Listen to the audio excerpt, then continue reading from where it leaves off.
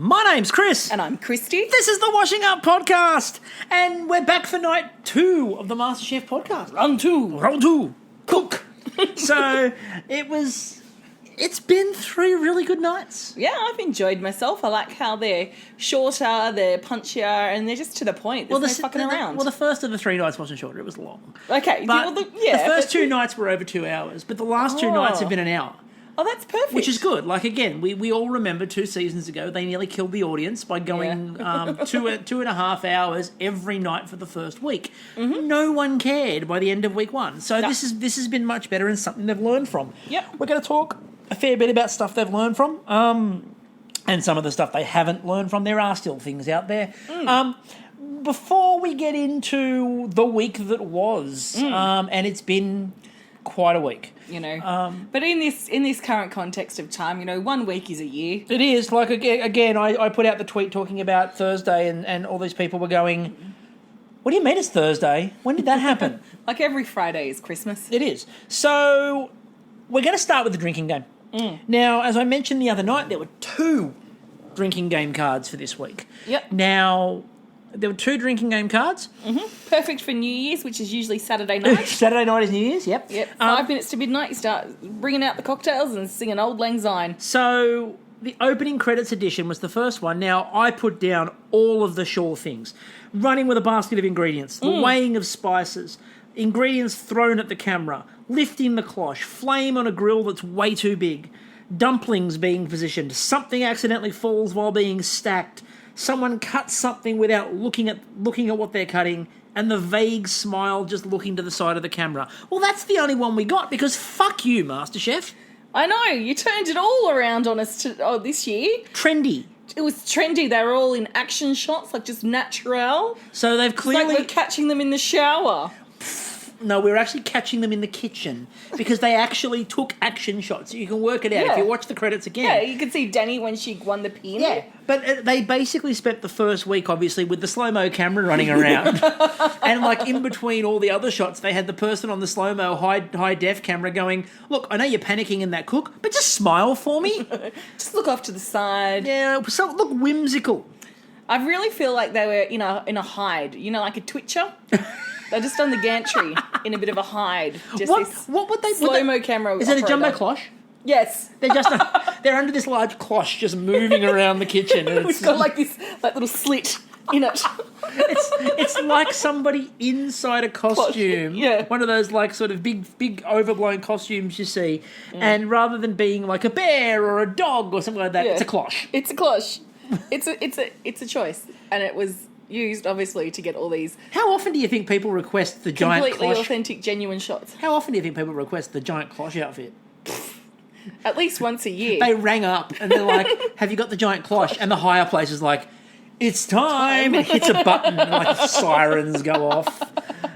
It's like claps on for the cloche. And there's a guy in the back just going, I told you to get it. I told you. It's finally paid off.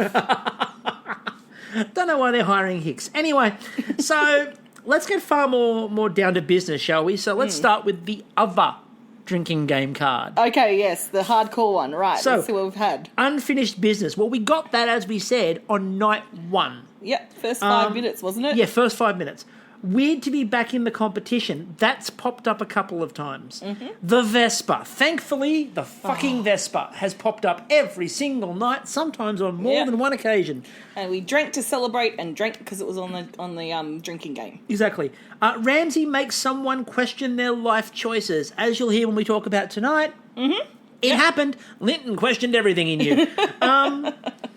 Talk about having to represent their season. We did get a bit of that early on in the first... we did. Season 5 represent. Yes, that was season... we discussed that in episode 1. Okay. Yep. The shock of the competition so far. Parfait. No parfait. No, we've had... A panna cotta? Again, we've had that. We've had a... And we haven't... We have had an ice cream now, because Ben did one the other night. But we've also had a gelato. Yeah. But we haven't had the parfait yet. Yeah. It'll happen. What we did have was fucking yuzu, but anyway, we'll come to that. Reference to the lack of tweezers. No comments on the lack of tweezers. No. Twitter has commented on the lack of tweezers. I looked away for a second disaster. No, the disasters have all happened while they've been looking. Yeah. Like Sarah and the fish tonight. She was looking at the fish. And I looked up to insert contestant here. I'm sure I heard a couple of people say that I looked up to your season. I'm sure that popped up early on. So we'll go with once. Yeah. So we had a few hits on that one. If you want to talk about what you're going to be drinking, though, you've got a mate that's creating the Bloody Cobram, I believe. Sarah? My friend Sarah, who's creating the Bloody Cobram. She hasn't quite mastered it yet, but she is working on variations of a Bloody Mary into a Bloody Cobram. I'm assuming olive oil will be involved, floating on the surface. Yeah. Again, if you're working on your cocktail, let us know by Monday what is your MasterChef cocktail of choice and who are you pairing it with?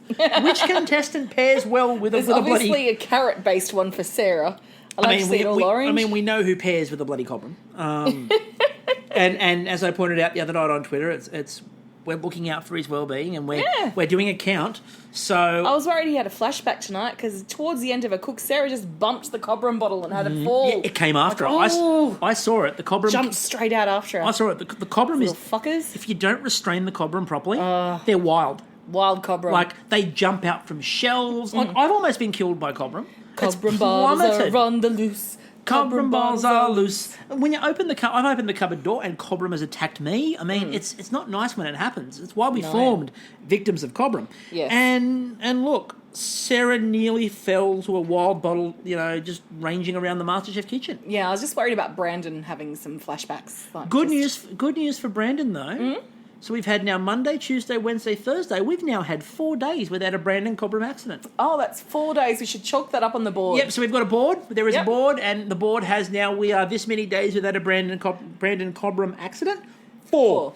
So we're doing quite well so far. So let's get into it, shall we? Because there's a lot to get into. So we'll start with Tuesday night. Now, Tuesday night, they announced it was a service challenge. Yeah, I think that was around Valentine's Day. So the service challenge really early on, which I didn't mind. I thought it was actually quite a good idea. Look, I love it because you're just throwing everyone in the deep end. I disagree that it's an actual restaurant challenge because you could have a restaurant that sits 200 people, but do you have...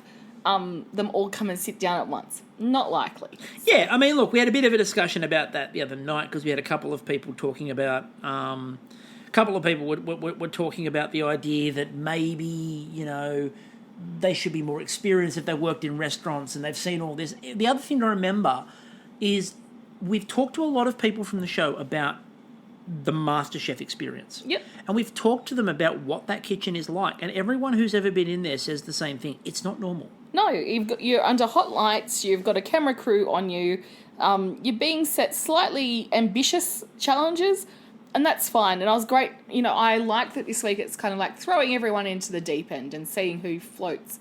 And quite frankly, I think everyone's doing a bang-up job. Like, not perfect, but bang up. It's a high standard. Yeah. It's been... Look, it's a tricky situation because you're not used to... Like, if you're working in a restaurant, for example... You know who you're working on a station with. Yep. Before you go into the challenge. You've already set your menu. You've done your planning. You've done prep. What's that called? Your mise en place. Let's go with that. I'm sure mise en place sounds like a streaming service. I'm sure. Like Disney, but for French people. For mise-ons. For French people. So, for French people. You're going well. So, mise en place coming to a TV near you. Anyway, so we get in there and we've got two teams. We've got the blue and we've got the green. So the blue team, now you've got to pick your own captains. And what I really appreciated here was it's good to see people like Chris who in times of trouble and in times of stress and in times of crisis selflessly step up and dob someone else in. All right, Ben, you run a restaurant, up you go. Yeah, you do a restaurant. And then they cut to Chris, it's like, not me. And I kind of found that really funny. I'm just here to wear the hat. I think, look, there haven't been many what you'd call villains so far this series. No. Everyone's, and we'll talk about in a minute, a couple of people in particular that I've even mentioned have really grown on me. But there's no real villains. No. But if you wanted to find the person so far that Twitter's gone, what the fuck are you doing the most to? It's Chris. It's Chris.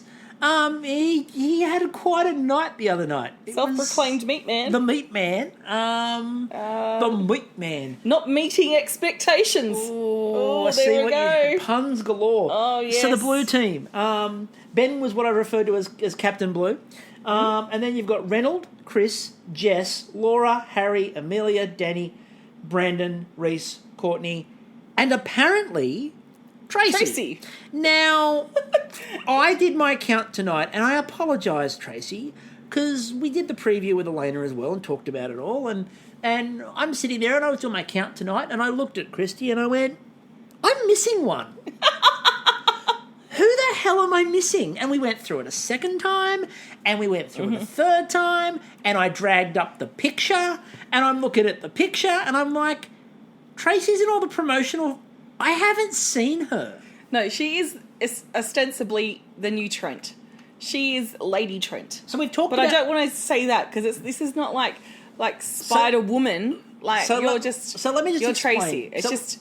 like a coincidence that you've got the alliteration going on. So let me just explain to everybody who's listening maybe for the first time what the fuck we mean by that.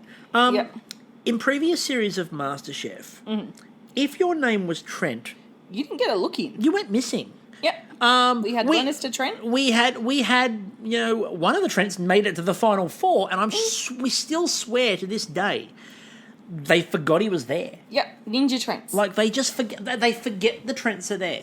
And there were 2 series in a row where we had Trent that just got forgotten. Yep. And, like, they didn't show them at all. They didn't exist.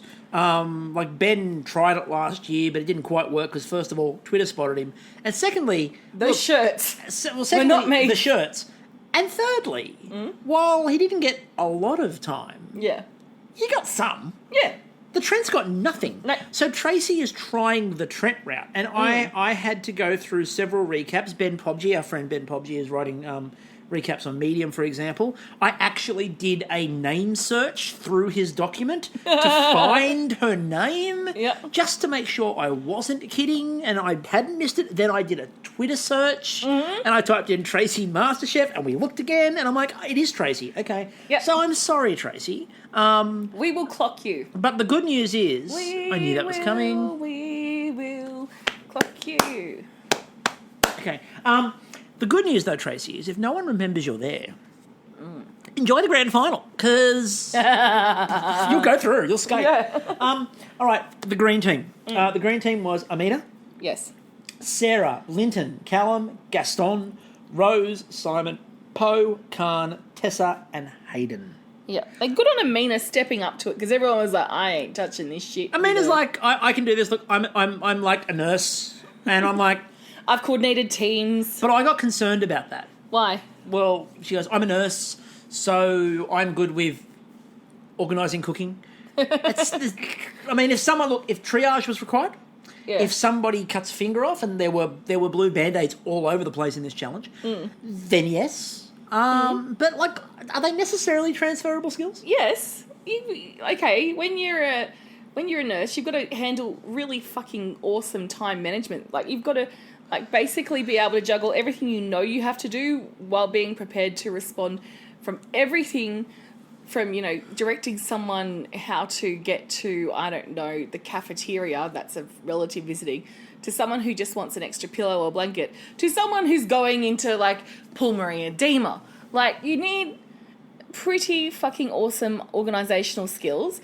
And as she pointed out, she's done team leader stuff, which is a bit different. You could do it in community or mental health nursing where you've got to organise the team for the day, and that's possibly, skills that she's using there. So, yes, transferable.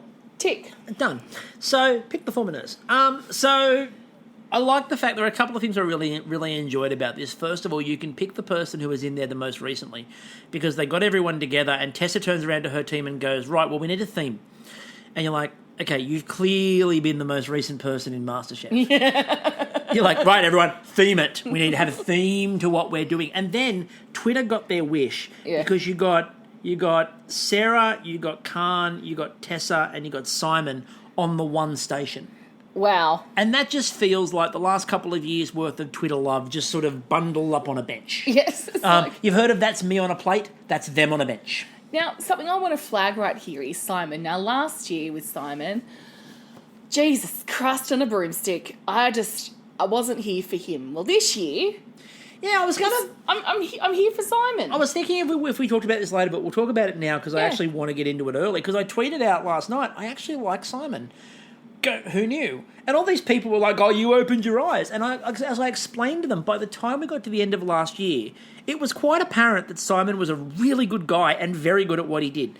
But the edit they gave Simon at the start of last year was not kind. Did him no favours. It was not kind. And I found myself on the back foot when it came to dealing with Simon. And it took me till the end of the series to go, you know what, I actually think he looks like a really nice guy and it looks like he's really cool. This series, so far, he's got a much better deal out of the producers. Yeah. And like, I like him. Yeah. I really like him, and we'll get to a bit more of why I like Simon when we talk about last night's challenge. Yes. Because last night's challenge, Simon was amazing. Yes. So...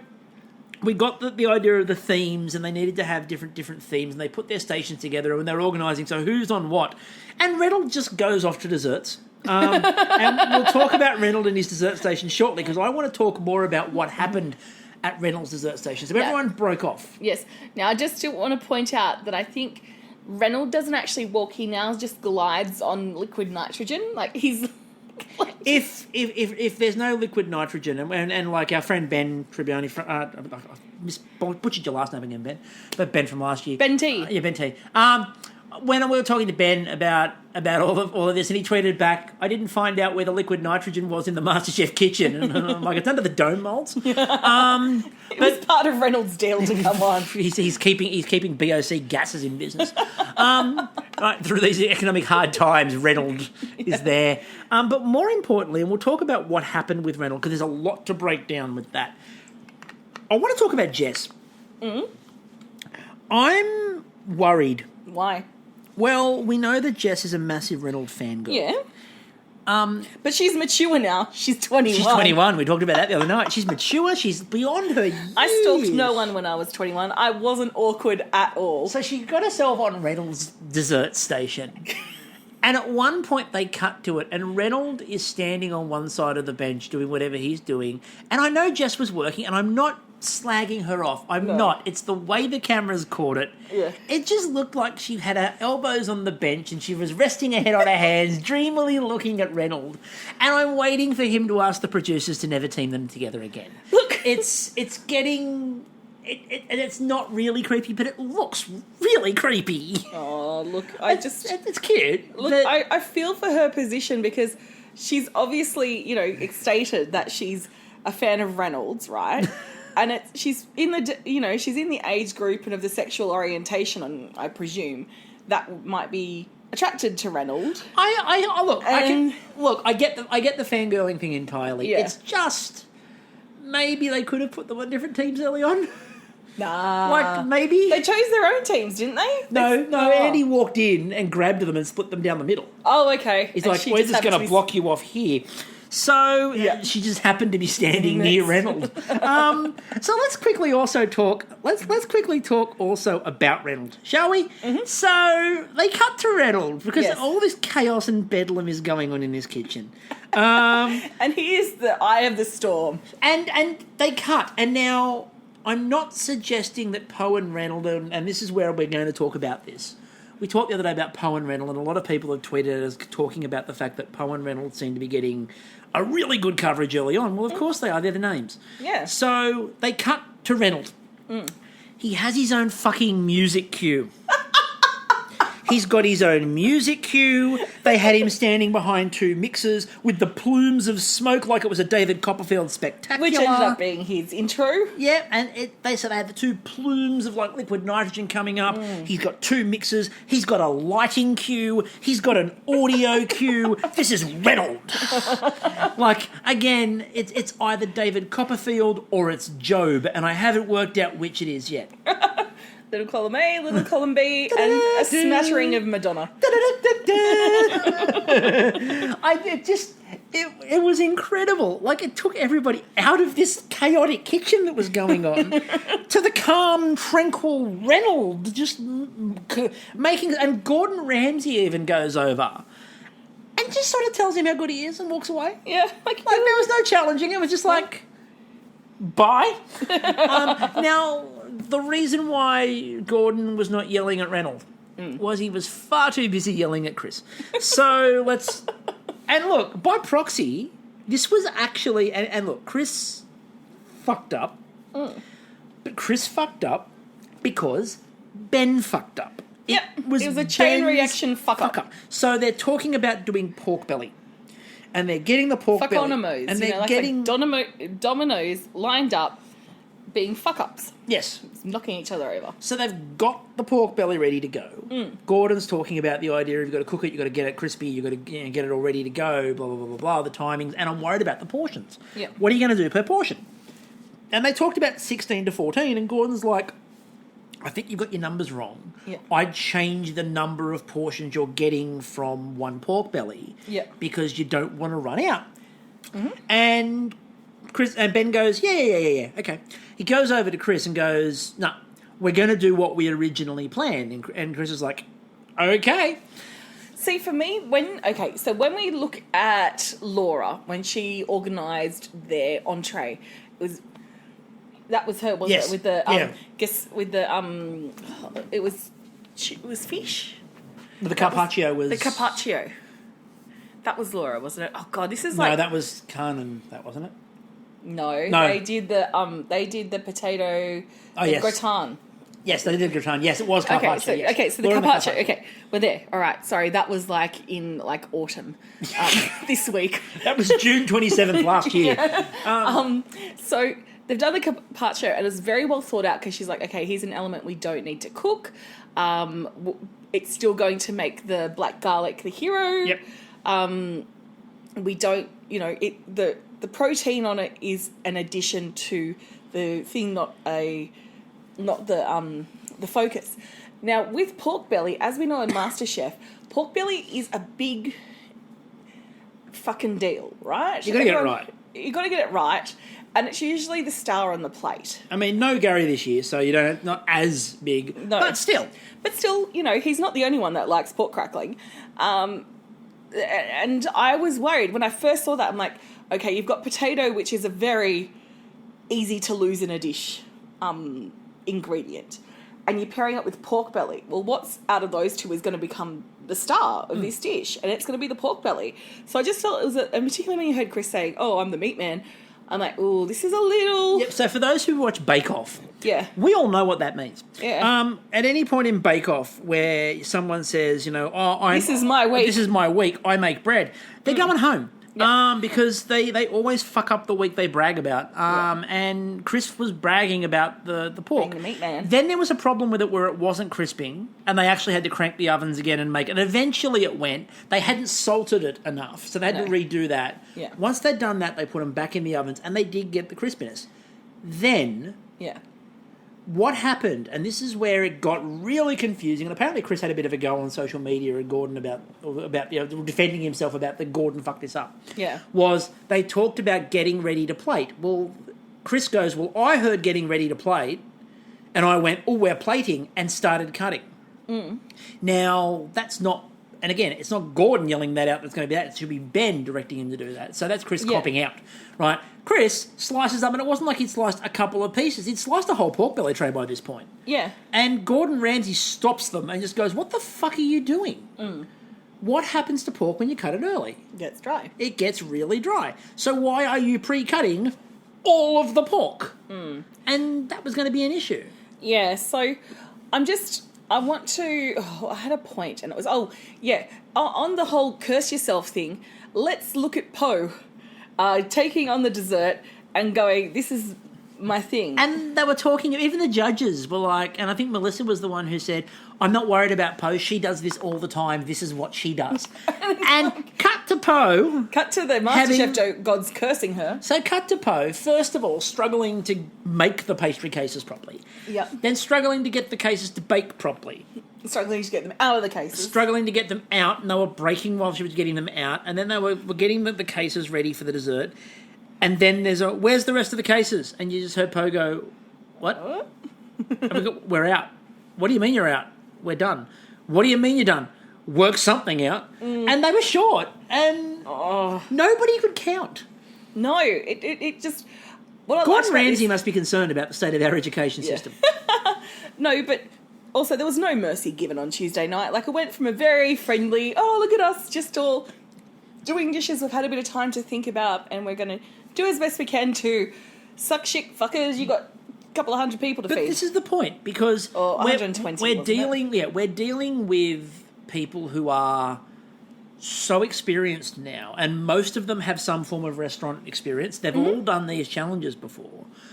The idea of this is you're not at a beginner level anymore, so we don't have to treat you like that. Like when he had the conversation with Ben about setting up the passes and setting up the stations, that wasn't a very beginner level conversation. That was a conversation between a restaurateur, well, two restaurateurs, right? Yep. You run your restaurant, okay, what do you do? This. Okay, good. This. Who have you got on this? What are you doing that? Organise. It was expected that you knew. And what I like about the design of this whole... what's it called? Event is that, and the design of the challenges this week is it's just narrowing down. So the better you cook, the more time you get. Yep. So which is something that we have bitched about in the past, where usually the worse you cook, the more time you get cooking. And the other thing we didn't mention as well with the start of this challenge, and horrible of me to forget to mention this, but they said at the start, once your service is done. So if you want entree, once your entree is done... You're upstairs. You go straight to the gantry. You don't go help anyone else, right? You can go forward and help. So if you're on dessert, you can go forward and help, but you can't go backwards. So when you're on the entree, once you're finished, you don't get to go and then help the other stations out. You go to the gantry. They've got to finish themselves. Yep. Right? I really liked that element too, because it meant that everyone had a responsibility and they had to undertake their responsibility quite seriously, and it also meant the organisation needed to be really strong.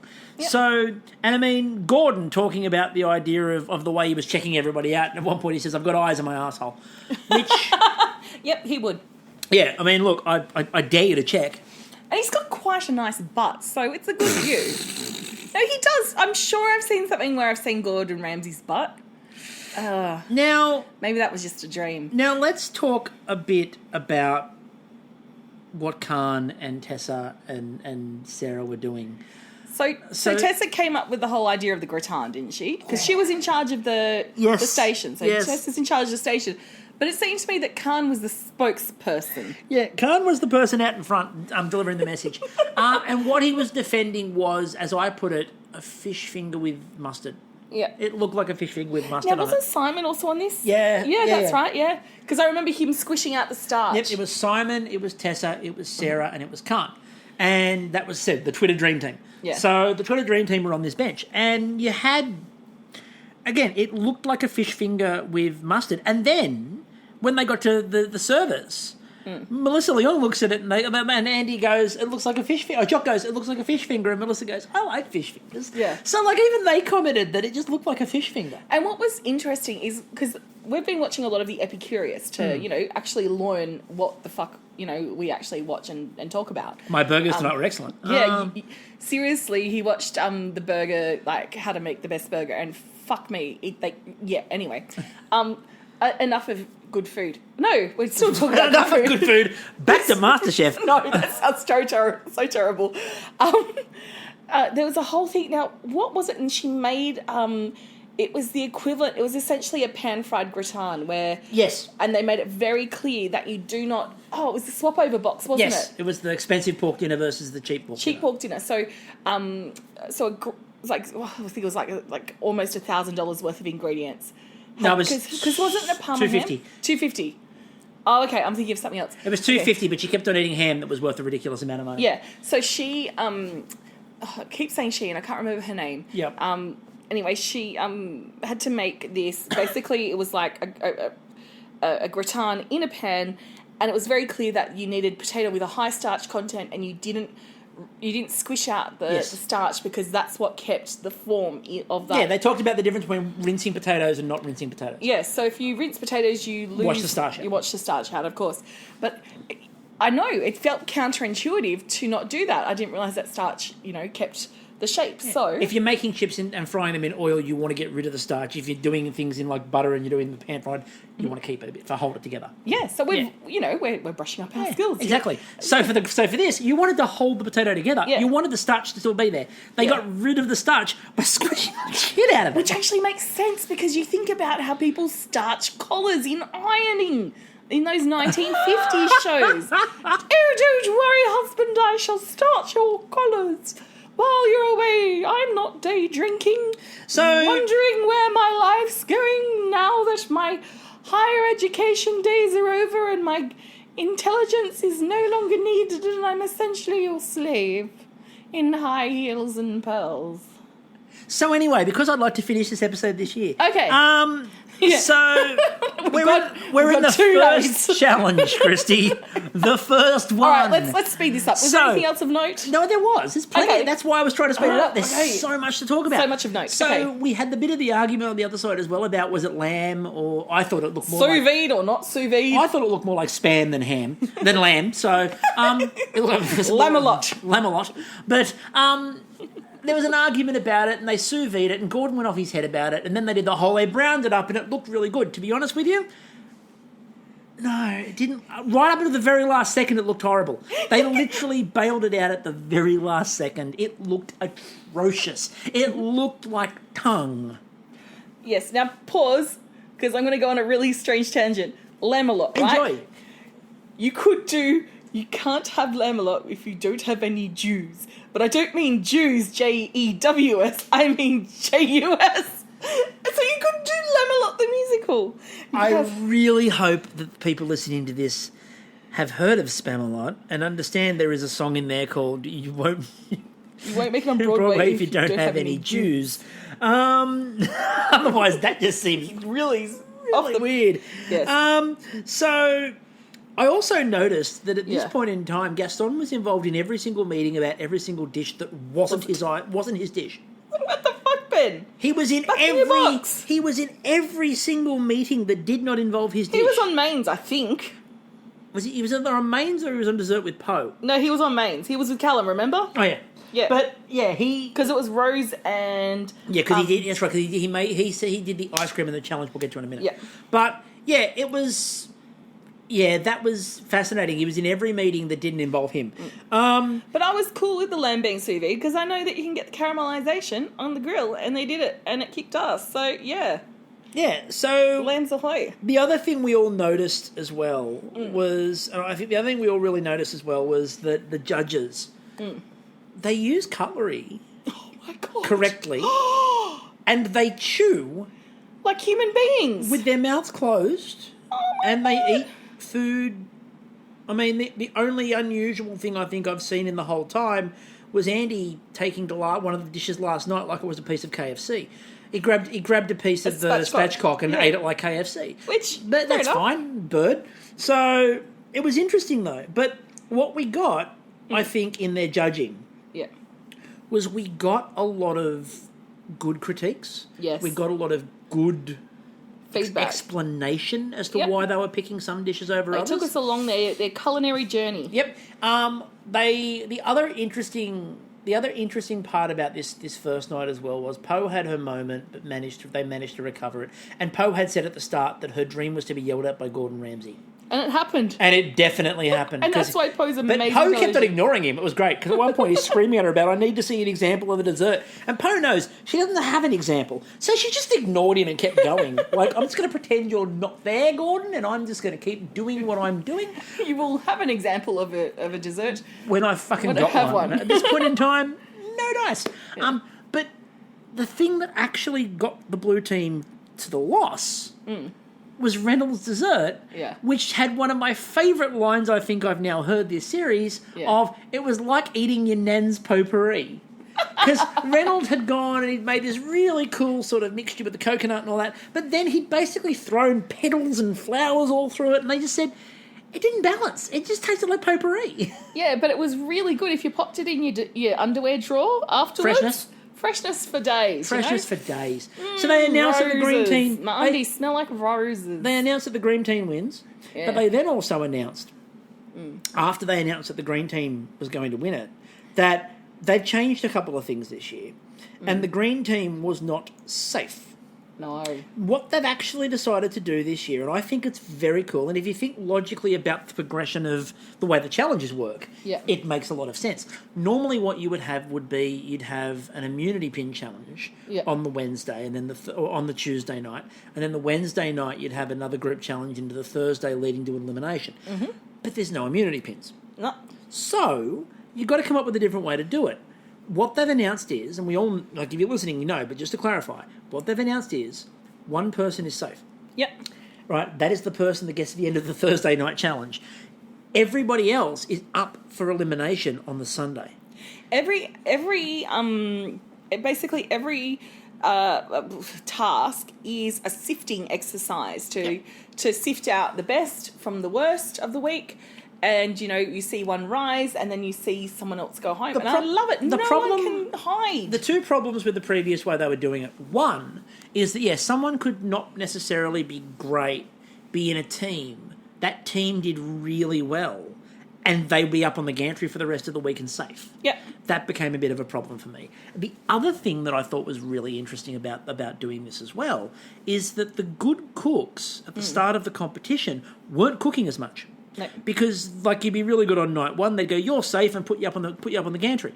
Okay, well, I'm not going to cook again now until there's an elimination on the line. Yeah, and I'm so hopeful that the producers actually heard some of our feedback, because we, as we will say, we want to see people do well, and that's what we've been able to watch this week, is just watch people do well. And it's one of the things that I think actually it helps. It can help you in terms of your ability to grow into a competition. Like Elena had to sort of fight for her life at one point in the competition in the year she was in. Yeah. But that consistent cooking helped her to sort of go, "I know what I'm doing." Yeah. Like, and if you're doing really well, you should be rewarded for doing well. Absolutely, and given every advantage, and that's what this setup does. This is a series that's not about finding someone the other night had to go and went, "What's with this? It's not really Masterchef because these people we all know, and Masterchef's about giving people a chance." And I'm like, you realise it's an all-star season? Like, really, you do. What we want to see... Don't you believe in second chances, or third, as the case may be for a couple of people? What we want to see is the best. Yep. So this is the way to see the best, which leads us to everybody's favourite challenge, the relay. Yeah. Oh, should we mention who got through and who didn't? No, I mentioned the green team got. Oh yeah. Okay. Cool. So I already did that. I completely missed that. So it gets us. I'm probably steering. Still casting Lamelot. So the relay. I love the relay. The relay was absolutely brilliant this year because they did it differently, and it clearly shows the producers have put a bit of thought into this this time. So what they've done with the relay this time is it wasn't you're all locked away and then they come and get you out and, you know, you've got to pick the dish up. Now, first of all, when they mention relay, before I even get to anything else, Twitter fucking melts down with white chocolate veloute mentions. John is a superstar on relay night. Who would you cast as Lady of the Bake? Like, they've got to have a big brassy voice, but also be... White chocolate veloute. Okay. White chocolate veloute. Yes. So John is a superstar on relay night. He is. Like, we were trying to get... He's the patron god of relays. We were trying to get white chocolate veloute to trend on Twitter last night. Nearly got it there, I think, too. So close. But it was really... He popped up, but then we had a couple of moments during the night where it became a thing. And people got it, like, it's happening. It didn't, but it's happening. So we got into the relay. What they decided to do was you each had a station. Now, you each had a station. One was an entree, one was a main, and one was a dessert. Yes. And then after 20 minutes, you rotate. As demonstrated by the judges. Now, I'll come to that in a minute because there's a very important part of that. Okay. Then, after the next 20 minutes, you rotate again and you finish on the last station. So if you wanted to finish on dessert, for example, and plan the dessert out, you could start on entree and you could call instructions across to each other. Yep. So while you're cooking yours, you could also call to everyone else what you wanted them to be doing and tell them what you were doing so everyone was in sync. But it's about strong communication, which is what a good kitchen is about. And it made what could have been a very boring cook really entertaining because we had fun because of all the interaction or non-interaction sometimes. Poor Simon going into the cupboard. And let's talk about the moment that was great. Where poor Simon is screaming, "I'm going in! Anyone need anything?" Crickets. So what I loved, and Twitter loved as well, there is now a GIF from last night, which is going to be, I think, the GIF of the season. And it's Andy. So Andy is standing at one of the chopping boards, and they decided the three judges acted it out. And what a piece of boarded up theatre restaurant of the mind this was. Oh, it was just, I reckon that'll be up for an actor. So the acting in this sketch was fantastic. First of all, they were talking about the dessert they were cooking, iced Vovos. Secondly, Yes. if I was on one of those teams, by the way, I would have made something iced Vovo based. Yeah. Secondly, when Andy got to the third station, Yeah. and like they were thinking, what have you done to me, iced Vovo? It was really funny. And Andy got to the third station, and it's the chopping board, and he's there pretending to chop, but it didn't look like that's what Andy was doing. No. Look, that bench was having a lot of Andy. So You know, in Bake Off, that would have been reshown on, what's it called? An extra slice. Extra slice. Slow mode to a bit of romantic music. guitar music. Oh, yeah. Dear, dear, dear. So the challenge itself. Oh, yeah. So the challenge itself was absolutely spectacular. You had the teams were lined up as follows. You had Hayden, Gaston, and Sarah T doing a honey theme. We'll come to the themes a bit more in a minute. Khanh, Poe, and Tessa. Again, that just feels like such a mega team. Yeah. They were doing duck. We'll come back to the duck. There were other things as well, but it's all about the duck on that bench. Rose, Amina, and Simon. The honorary Lebanese gentleman, Simon. I think his name is now Simo. So when they cut and they go, and at one point they're like, Rose is like, Simon's Lebanese now, and they cut to Simon looking as white as humanly possible. And I say this as a fellow pale redhead. He could not have looked, and with the haircut, he really could not look any whiter if he tried. But my God, was he in on that team. The only way he could have looked whiter was wearing a Make America Great Again hat. Which I somehow think he might have got rid of and burnt. Yes. But what I thought was amazing, though, was he did actually blend really well with those ladies. We'll talk about that in a minute. Then we also had Linton, we had Sarah, and we had Callum. So it was an interesting lineup. So let's talk about Rose and Amina and Simon. And we got amazing Lebanese flavours going on there. Yeah, so, you know, we had Simon with the pomegranate molasses going on. Amina, they did a fish, so she... Yep. That fish. That marinated fish. And they're like, that marinade is amazing. And everyone who went to that bench is like, oh, that marinade is amazing. And then the prawns, like... Oh, yeah. Because I think when people think Middle Eastern, they usually think like of a lamb. like lamb or chicken or Chicken before lamb. Yeah, or, you know, hummus-based stuff. That's me. I mean, there was a little bit, my but white still. self. There was a little bit still, but... Yeah, but it's still, like, it was delicious. And then, dessert, we got the custard. We got, yes. Knafe. Yes, which I absolutely adore. It's one of my favourite things to eat. I'm watching it going, oh my God, that's amazing. That looks so good. That you could almost taste that food coming through the TV. Yep. And as you said, poor Simon, he runs off at one point to the kitchen, to the bench, going, "I'm going to the pantry. Anyone need anything?" And no one vaguely giving any thought of reaction to him whatsoever. Yes. Let's quickly talk about the Sarah, Gaston, and Hayden bench with the honey. Yeah. More importantly, let's talk about Hayden and Gaston. So Hayden moves about 20 minutes in. Hayden moves to the ice cream station and does not have a clue what the fuck this machine does, how this machine operates, what he's supposed to do with it, and he just starts playing with the lid. Oh! And I thought, for half a second, the look of fear, terror, disgust, dread written on Gaston. I want that GIF. I need that GIF in my life. It was I thought he was going to come over and like just sort of hit him with the mixer. Like there is nothing to do with the ice cream. Just let it go. And he's like, oh, he starts playing with the lid, and you can just see Gaston going, "What the fuck? Don't stop! No, it's ice creaming. Let it go."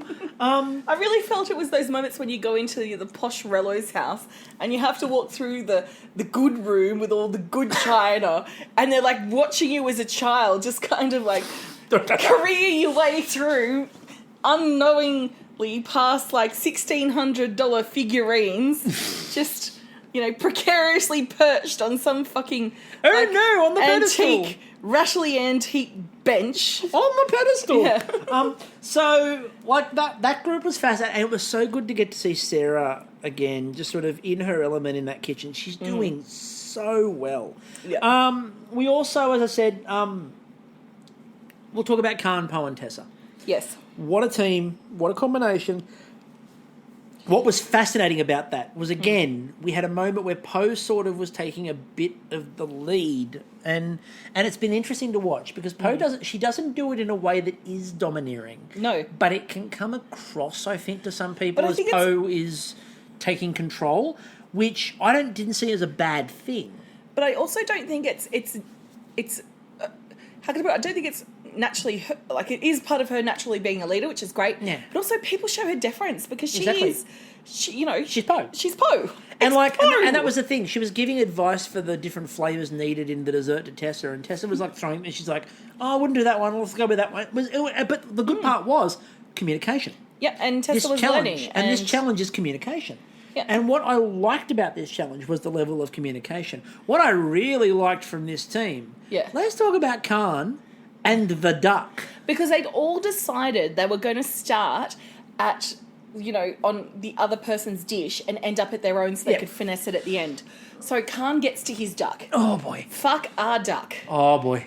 What the fuck? Like, literally. 4 judges. Everyone, like Gordon Ramsay is terrified. They're all terrified. Khanh has not got the duck in. It's not doing what it should be doing yet. It is almost it's not still cooking. on the pond, Yeah. It's just finished saying you're despicable. So the duck is not looking like it's going to be ready, and Khanh puts it in and just goes, I am taking that out at the absolute last second it can be in there. And the judges, you could just see they weren't looking at anybody else. No. They were looking at Khanh. And they're going, take it out. And he's going, I'm waiting. And you could just see he was so determined. He's like, I'm going to ride this through. Yeah. Then the manic energy that comes up when Tessa's like, Khanh, take it out. And he's like, just, yeah, he's laughing like manically, like, I'm in this now. This is my new state of being. Why so serious? Let's put a smile on that dial. Let's put a duck on that plate. So Khanh is just standing manically cackling to himself, going, this is going to fuck up, will be amazing. He pulls it out, and he starts slicing it. The judges go, oh my God, he's actually going to slice. He's actually going to slice the duck. And Gordon Ramsay runs across the kitchen, peeks over his shoulder, runs back to the judges, looks at them and goes, it's perfect. And when they got to the judging, they were like, nobody has the balls that you have to stand there and just go, not yet. While everyone is begging you to take the duck out, you're going, not yet. I can still hold this. It's just incredible. But it shows you the growth of Khanh. So he's on My Market Kitchen with Elena now. Yes, he was on My Market Kitchen with Elena. Yeah, it was, because I presume he's chosen Masterchef. They've changed the host again, and let's not... I watched an episode the other day. It's bland. Anyway. So Khanh is, he's coming to his own. I mean, he was a fantastic watch and cook when we saw him on MasterChef last time. And he's been working. He's been doing, apart from My Market Kitchen, he's been working in a restaurant in Melbourne. He's done a very good job there too. He's kicking ass. Again, Khanh has done a great job. An absolutely great job. Fucking ducks. Well, not literally, but just mostly. Yeah. And naming Callum Twatty. So... the other interesting part about this challenge was I thought that communication was key, as I mentioned before, but the other interesting part was that most of the most of the challenges traditionally, everyone sort of can mess around, like they're a ball of excited energy at the start. You've worked out your idea, you're happy to talk to the cameras about your idea, you're planning, you're doing all this sort of stuff. About 3/4 through the challenge is usually when everyone goes really quiet. You don't get a lot of sound bites from the contestants because they're really focused on finishing it up. Yeah. Well, at 3/4 of the way through this challenge, or realistically 2/3 through this challenge, they all had to fucking swap benches again. Yeah. So they all swapped benches for the last time, and everyone is now in the mad panic, we've got to plate up in 20 minutes phase. So they are panicking, they are stressed, and everyone shut up. And the communication on half of the benches stopped, and you had issues. Yeah. Because people weren't communicating as well. Yeah. So I really liked what this challenge did, because at the point where everyone stops communicating, you had to be communicating because you just moved to your last bench. Exactly. So it was really well thought. I mean, I'm possibly giving them far too much credit. They didn't think that far ahead. But that's actually what ended up happening. Yep. And I thought that was really, really cool too. Now, before we get to the team that won, we also have to mention, just quickly, because I mentioned we nearly got the chance. So Amina gets on the last rotation back to her place. Yes. And has the sauce. And you just see Jock comes over and goes, hang on a minute, give me a look at that. And they look and they cut down, and it's scrambled eggs. Yeah. It was a cream. It was supposed to be a butter sauce, but it was like a scrambled egg cream. Yeah. And they're just like, that's well and truly gone. And at that point, Twitter went, oh my God, it's scrambled egg cream. Is it white chocolate veloute? White chocolate veloute. Veloute. We can do this. Yeah, come on. Like, and you New just... sauce. New sauce. New sauce. Tina Sparkle in the corner. New sauce. So everyone was like, oh my God, this could happen. This could happen. We could finally get a... And Amina's like, no, I've been involved in a veloute before. No, not doing that again. Not doing that again. And you just saw all of Twitter. Even Khanh was like, it's your chance to make it. Let's do this.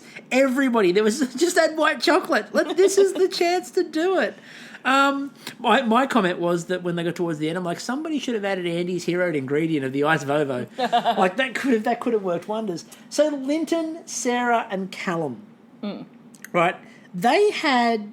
Now, I do want to point out one of the awkward things about this lovely all-white team was now called the Indigenous team. Yes. Now, the good news is, we talked about it. Yep. We've really wanted Indigenous flavours in the fucking Absolutely. show. And it's thank great. fuck they did it. But could you imagine being an Aboriginal person and just switching it on to Masterchef for the first time and thinking... I'd like to watch this. Let's see what's going on. And then you see these three white as fuck people, and being called the Indigenous team. You're like, I'm fucking out. But again, as I said, it's good to see representation of Indigenous. Absolutely, And again, the other funny part about it is that they've got a Scot on there who is probably one of the greatest representatives and ambassadors for Indigenous food. To connect the communities who are producing it with... Exactly. So it's again, we get it, and we're not making fun of that before someone takes it the wrong way on Twitter and goes, yeah, but they're doing... No. They're racist. It's really cool. We're white people. It's really cool they did it. Here's the thing. We're two white people living in, like, a society where we have privilege. Like, we are racist. So... Because we benefit from the system of racism. We know. I'm not saying I'm going around oppressing people, but not on weekdays. Definitely not on weekdays. And it's usually only you. Yeah. With my midnight karaoke. So what I am going to mention is shut up, Kristie, Melissa... I'm trying to sleep. And I'm like, I'm composing Lam-a-Lot, and I've cast Matt Moran as King Arthur. So anyway, so Melissa, I really liked, and a lot of people missed it, but there was a very subtle dig at previous series of MasterChef again. So they had the Indigenous dishes, and she turns around and she goes, that's what this is about. This is about food that is really good eating. It's not about food trends. It's not about foam. It's not about soils. It's not about any of that stuff. It's about good food cooked well. And I'm just like, I love the fact that you are not backing away from this and you are just running right through the middle of it and going, no, I fucking well stand by what I say. This is what we want. Yep. And look, the audiences seem to agree. MasterChef is kicking arse in the ratings. Oh my God. It is started with slaughtering 1.2 it. million the first night. And It's still over a a million every night. It's absolutely killing it. Channel 10, who cannot buy a show that is vaguely good ratings-wise, it's absolutely crushing it. Yep. So, good for them. I mean, the only problem with MasterChef so far is that we have to catch N-Bits, the project, and they've really sucked since they've gone into quarantine. Anyway, moving on. We have, tonight, 3 people. We have Linton, we have Callum, and we have Sarah Claire. Oh, yes. So we had all 3 of them, and the challenge was cook along with Gordon. Which sounds like fun. And during quarantine, there's a lot of people that's like read along with me, or like do this art and craft with me, like on Facebook Live, do this bake along with me, blah, blah, blah. It's not quite the standard that Gordon Ramsay comes in at. Cook a Murray cod with me at my pace. So it was quite an interesting cook. First of all, the speed at which Gordon Ramsay can fillet a fish. Fucking hell. Jesus He Christ. goes, whack, whack, whack. Okay, there are the 2 fillets. Bang, bang. Sarah has got the fish out of the fridge. Like if he was doing the Sermon on the Mount with the fishes and loaves, everyone would be fed within 5 minutes. That wouldn't have been like... Now, no one would be hungry. Now, I suspect, given the speed at which she caught up, I suspect that Sarah was not actually as far behind as the editing made her look. No. I don't necessarily think she was hacking the fish for that long. Do I think she butchered that fish? Yes. Off. Why? Because I saw it with my own 2 eyes. So I think she butchered it, but I don't think it took that long. I think there was a little bit of, let's say, creative license involved in the editing around how long that took. And that's someone on Twitter, do we want to mention that? Is giving us a bit of behind the scenes? Bugger it, I'm going to mention it. If you really want to have a bit of a good listen, go to Instagram. Yep. Check out Harry's story. Yeah. Like, the other day, we talked about it on the podcast, and I suggested the other day that they did taste everybody's dishes, they just didn't get around to it. And Harry said that a lot of people had got to him and asked him, why his dish wasn't featured, and he goes, I didn't make anything good, I didn't make anything bad, what I made wasn't really interesting, I didn't fuck anything up, I didn't do anything brilliant, they tasted it, it wasn't really worth the time. They took 2 days to record the first episode, and they had 12 hours of footage from 10 different cameras. He's like, they've got to fit everybody in. They didn't need to show everyone being tasted because they did taste all their dishes. They had to narrow the story down because you've got to tell a story. This first week has been a bit of a story, and up until tonight, the story had been Poe and Reynolds. Yep. And everyone goes, well, why them? Well, they're the names, as I said before. But Poe and Reynolds struggling, finding it tough, going, this is a lot harder than I remember it to be. This is something I'm going to have to work at. Everyone at home goes, shit, this must be difficult. The standard must be high, which it is. And I don't think they did that deliberately, by the way. I don't think either of those 2 threw any challenges. I think it just was that tough. Yeah, because it's not their normal cooking environment. Like, Reynolds would have a lot of time to develop dishes, to trial and error, and then he'd have a lot of assistants in the kitchen. Well, maybe not a lot, but, he'd have his other chefs there to help him, prepare certain You're not prepping the whole thing yourself. No.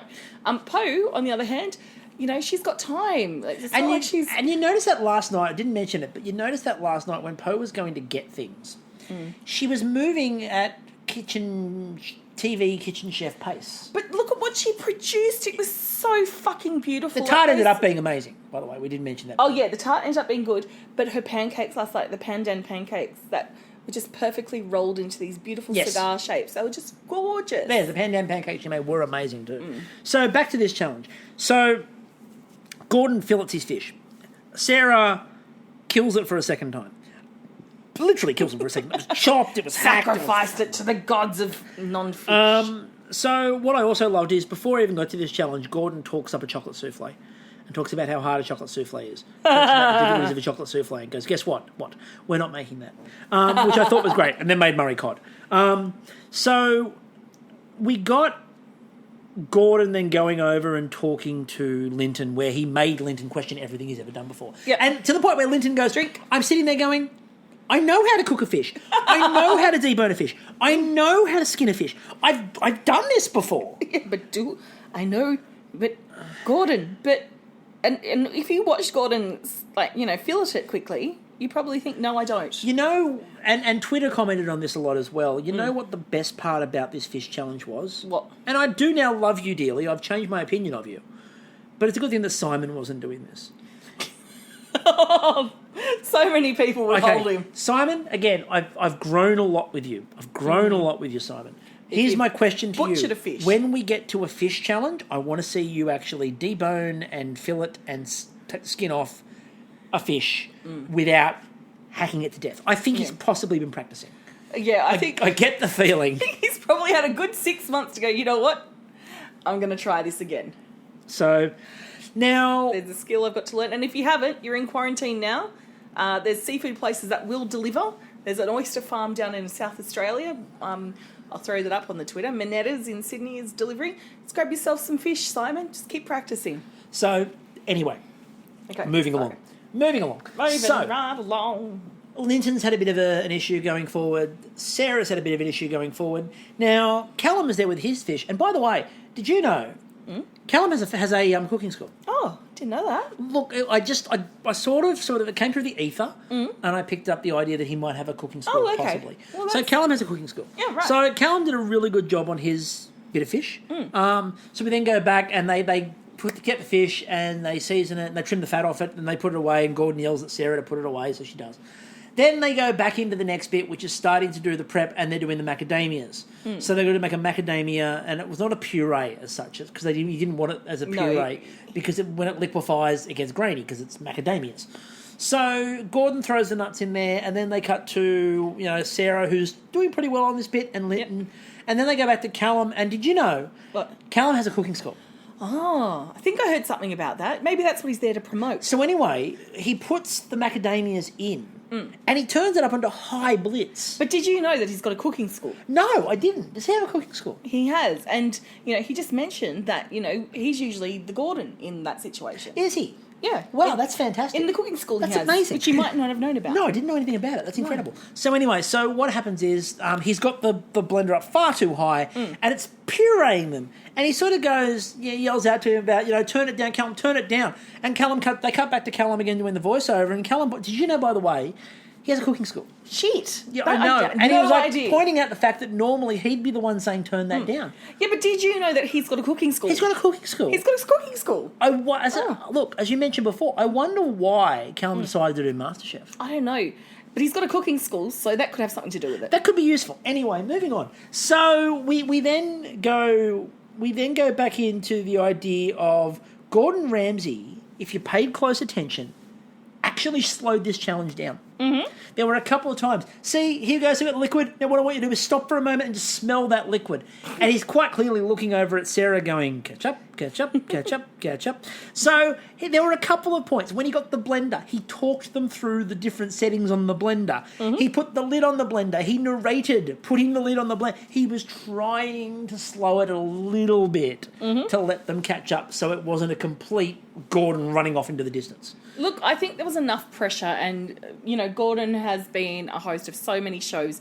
He knows how to obviously put the foot on the gas and take it off and put it on the brake. Just get enough pressure onto people. Yep. Without being ridiculous. The other interesting part of this was then they did the bit of the backstory stuff, and they cut to Sarah.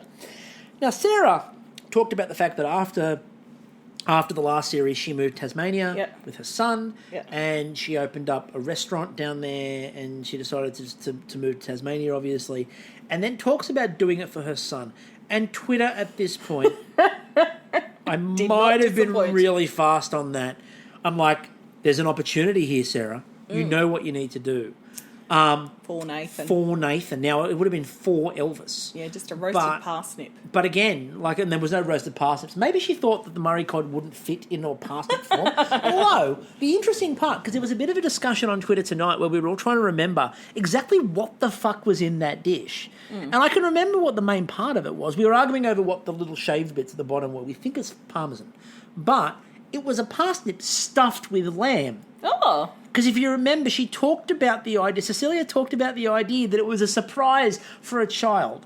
And I'm like, What child in their right mind Wants to be surprised. by a parsnip stuffed with lamb? Who's going? You know what, Mum? I really want a parsnip stuffed with lamb. Okay, when I was growing up, right, we lived in Miscellaneous City in this idyllic row of terrace houses right in the middle of the city. We moved out when I was about 8. I was 8 and my younger sister was 6. And it turned out there was a little girl, my friend Linda, who lived down one end, who was my age. And up the other end was this lovely little girl called Rosie, who was the same age as my younger sister. Now, Rosie's parents were heavily into eating healthy. And when Rosie came to our house, she was ever so delighted by the fact, and like we weren't. Oh, this is your Carib friend you mentioned the other night, isn't it? No, this is another How one. many healthy eating friends did you have? A few, but you know, it was the 80s/90s. So like we weren't, because my sister was an elite gymnast, so we didn't have a lot of junk food in our house, or I should say, sometimes food in our house. But you know, we were an average family. You know, we'd have some lollies and maybe a packet of chips that we'd share and stuff. And anyway, she come to our house and was like, oh my God, like this is like, it was like crack. Like she just got addicted to coming to our house. Now I could imagine her being surprised by a parsnip, because that would be about, the most fun thing she'd get at home. And especially with the lamb inside. Yes. Oh, meat. That's a treat. It's an adventure. Anyway, so we had... So then we cut to, they decided to do it in the vegetables to go around it, because there were vegetables and there were clams. Was it clams? Yes. Yes, clams. Clams. And there were vegetables. Now, they had to then shell peas. Now, my point was that surely the peas are a challenge. Just shell these peas and put them under your feet and stamp them down. They're a test, and the test is, do you put them in there? Because if you put them in there, you fail. And then they're talking about the idea of cooking the vegetables and how you've got to cook the vegetables, and they cut to Callum. Did you know? Cooking school. Oh, okay. Yep. So okay, really important, and he talks about the way you've got to prepare the vegetables and the like way that you use the broth. Then they get the flame out, because it's flame time. Flambe it. And they get to the flambe bit, and all you hear is this voiceover from Sarah going, "I love setting things on fire." Yeah, I could just imagine her down at Dark Mofo, just waiting for the Wicker Man. Oh no, that's the English ale. And you know the most but she's looking for things to set on fire. And you know the most important thing that nearly got set on fire? What? Linton. He just like there was no controlled pour of the alcohol into the pan. And then there was no fringe or eyebrow. He's really taking my kind of measurements to heart. Like Robert Harwood, beloved friend of the podcast, will attest to my ability to make a rusty nail that you really only need to have one and you're drunk for the rest of the night. So I do appreciate where you're coming from, Linton, but when you're going to set it on fire, like I'm sure they felt the heat on the gantry. And then, so Linton nearly sets fire to himself, as I referred to him as a burnt Johnny Bravo. But just flames on the side of my face, heaving breath. But then we had Callum decided to go over and check Gordon's dish. And by the way, did you know he's got a cooking school? He does. But Linton went over as well, and they were tasting it. Linton goes, "There's a lot of booze in that." It's a paint stripper. So Linton then ducked over because Linton had. But do you think he just burnt off his what's it called? Taste buds? Taste buds. It's really hard to say the word taste buds when you put your tongue out and put your finger in the middle of your tongue. Well, I knew what I'm talking about. I just didn't know what it was called. Also, COVID, people, don't touch your face. So, yeah, you're in trouble now. But what I found really interesting was we also had theft going on. And it wasn't the person I'd steal from. No. Callum couldn't find his whisk. So he runs over and steals Gordon's. And Melissa thought this was hilarious from the gantry. She's like, she just flogged Ramsay's. I'm like, that's brilliant. And then Gordon I loved Gordon also doing the occupational health and safety talk, where he pulled out the mandolin and was like, now you can hurt yourself. Be very careful. You can hurt yourself. What sort of moron would lose part of their hand to a mandolin? I don't know, Chris. I used to have a knuckle on my left hand. Now he only has 4. I have a scar. It's a good scar. Those onions were ruined. Now, I do have to put praise to Maeve Marsden, who is one of the beauties and brains behind Lady Sings It Better and Mother's Ruin Cabaret and a whole bunch of other stuff and queer stories, who pointed out, why would you cut the potato small and then mandolin it? Like, why not mandolin it and then cut it small. I think she's got a very, very valid point It's there. it's not a stupid idea. You know, like just more grip, more control of a potato, and then stack up the slices and just press down and carve them out. You know, that's what you get. That's lady cooks it better right there. Like And- And we also had a moment. Where we were sort Please go check out Lady Sings It Better, by the way. They take songs written by men and sing them better. Anyway, so we also had a moment where we both at the same time got into each other's brains. But Gordon Urza goes, "Now give it a little mix." At which point we both went and found different gifs of the British band Little Mix. So can't tell you a single one of their songs, by the way, but I know they exist. See, I know they exist, and I know that one of them is married to a Liverpool player, and that's all I care about. Okay, well, Little Mix, they sing Black Magic, and I like that because there's a bit of a homage to the 80s, like magic movies. Now, like Gordon- Teen Witch, which is something else you should see. Now, Gordon, what this fish actually looked like, it was great, because there was a moment, I think it was Callum, and by the way, did you know? What? Cooking school. Oh! It's amazing, isn't it? Didn't know. They suddenly, Callum and Linton finally worked out at the same time what was going on with these small bits of potato, which was he was making scales for the fish. Well, you've just taken the scales off, and now you're going to put some back on. Oh. Yeah, so they did the scales and they turned it all over, and The Sarah's original ones weren't that tasty. came out really. Keratin. Sarah's came out really well on the top. Yep. And then you got to cook the fish on the bottom. And at this point was when Sarah's went left.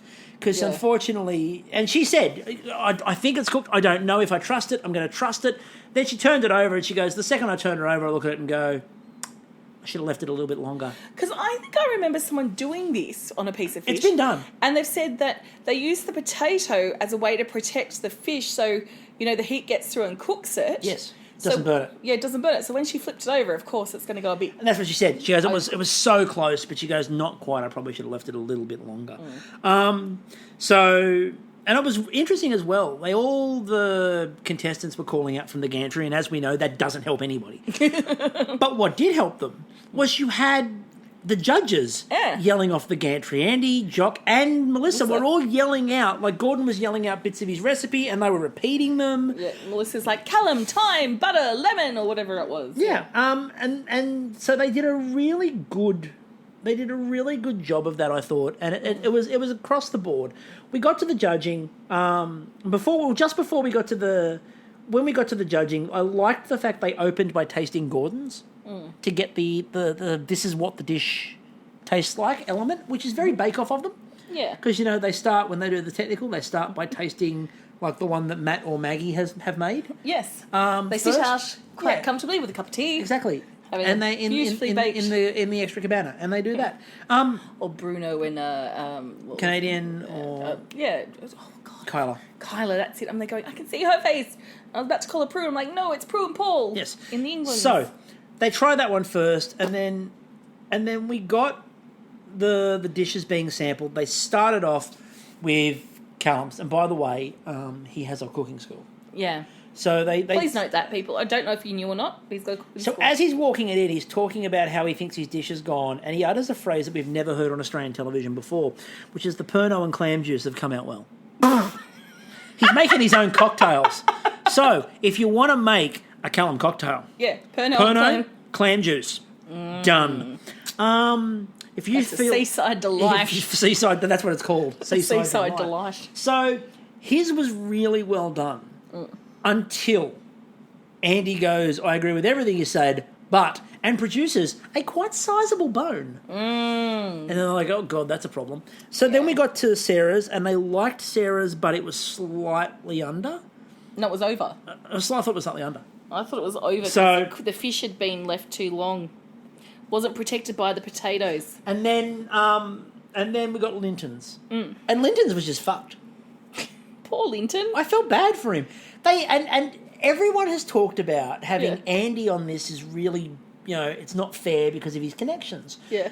Well, I actually think this is an example of where those connections don't pay off. No. Because he knows what he can do. Yeah. So when they got to the judging, Andy's like, And yeah, he's fucked this up, and he's fucked that up. And by the way, I was really paying attention, and I called out to him and told him his pan wasn't hot enough when he put the fish in it. Yeah. And he didn't listen to me. No. And he just put the fish in there anyway. Yep. He's like, no, that's So on that him. was an example of where that idea doesn't really play very well. No. So I'm like, no, that's not very clever. Yeah. So we ended up getting the judgment for the one person safe this week, and the one person safe this week is Callum. And I'm sure that he will take that safety to his cooking school, which he has apparently. Yeah, I presume he does a lot of risk assessments at the place where he holds his cooking school. If you weren't aware of that. It's amazing. What we want you to do also, as we go through this series, feel free to let us know what you think they're there for. What are they plugging? I want someone to be launching a fragrance. And by the way, don't just go Hint of Simon. Don't just reflections of Simon. Don't just go and Lonely Google cupboards of Simon. Don't just go and Google what they're actually. Don't just go and Google what they're actually making or actually there for. Just make it up. Give us your best example. Do what I do on this podcast. Make it up. Make shit up.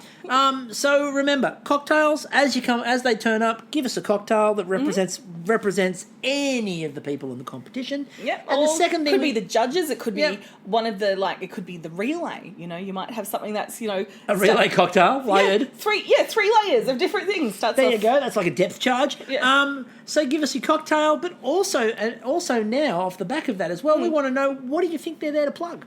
What sort of products do you think these people are there to push and promote? What's their ulterior motive? Ulterior motive Sundays. No.